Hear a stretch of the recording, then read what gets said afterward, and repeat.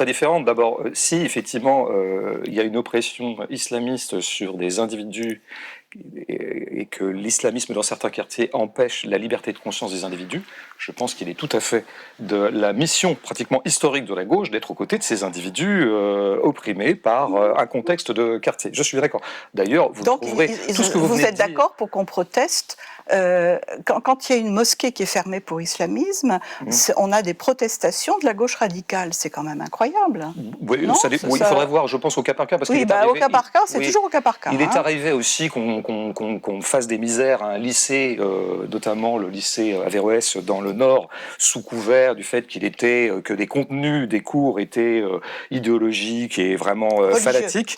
Il s'est avéré que non. Et d'ailleurs, il y aurait une réflexion. Donc je pense qu'on peut aussi avoir une certaine vigilance pour dire qu'il ne vous aurait quand même pas échappé, qu'il y a quand même un ciblage de l'islam venant de l'État depuis quelques années en France. Et donc c'est aussi le rôle de la gauche. De l'islam radical. Et c'est le rôle et de l'État et de la gauche. C'est aussi le rôle de la gauche de se méfier de ce qui pourrait être, de la part d'un État, l'oppression d'une minorité, qu'elle soit caractérisée religieusement ou ethniquement. Il ne s'agit pas de caractérisation religieuse. L'islamisme est une conception politique de la religion, donc c'est un acte politique de lutter contre l'islamisme, et je ne comprends pas, encore une fois, pourquoi, lorsque des mosquées sont tenues par des imams islamistes, certains à la gauche radicale poussent des cris d'orfraie parce qu'on ferme la mosquée.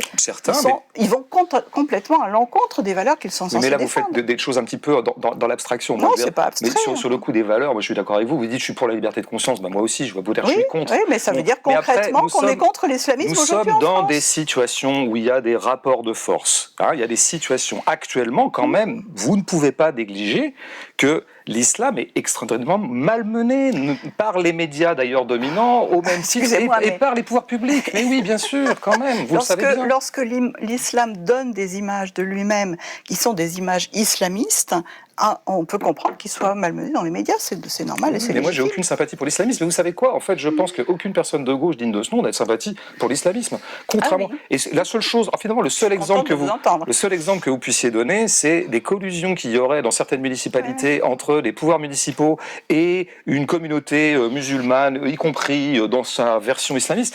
Ça s'appelle la petite politicaillerie. Ça s'appelle le clientélisme. Oui, et c'est exactement ce que fait LFI. Si vous commencez à faire le livre noir du clientélisme, je veux dire, vous allez y aller, vous allez voir qu'il y a beaucoup de compromissions de beaucoup de municipalités avec tout un tas de gens infréquentables. Oui, mais je note quand même que c'est celle-là que vous mettez en avant. Justement, parce que je m'en prends à la gauche radicale. En tout cas, du point de vue des discours, puisque c'est ça qui vous intéresse, la notion d'islamo-gauchisme est nulle et non avenue. Nulle et non avenue. C'est vous qui le dites. Ce que vous avez dit tout à l'heure de Taguieff, désolé, il n'y a pas une personne de gauche qui le défend. Je vais conseiller aux lecteurs de lire le chapitre que j'y consacre et on aura une autre version. Qui ne m'a pas convaincu. Peut-être venons-en aux conséquences politiques.